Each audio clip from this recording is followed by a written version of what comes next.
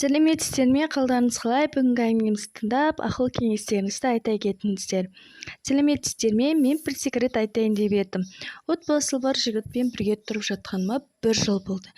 Бәрі былай басталды. Мен жақсы жерде жұмыс жасаймын. Жасым 24-те. Ол жігітпен жұмыста таныстым. Бойы ұзын, сымбатты, өзіне қарап күтіп қалған. Солай қызбен жігіт болып жүрдік. Ұсыныс жасайтын түрі жоқ.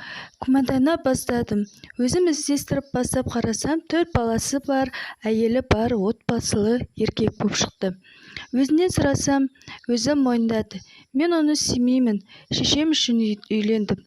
Тегін тамақ жасатуға, тегін кірімді жууға, әке-шешемді қарауға және ұрпағымды жалғастыруға алдым деді. Содан не керек? Басқа қалаға көшіп кеттім. Ара қатынас тоқтадым. Артымнан қалар емес. Ақыры кешірім сұрап аяғыма келді. Аяғыма жалынып, шынымен де көзіне жас шыққан кезде кешірдім. Ұсынысын қабыл алдым. Себебі өзімде іштей жақсы көріп тұрған едім.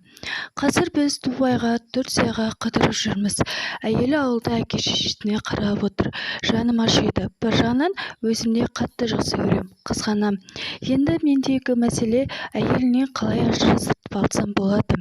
Тезірек екеуміз неке қисақ екен деп едік.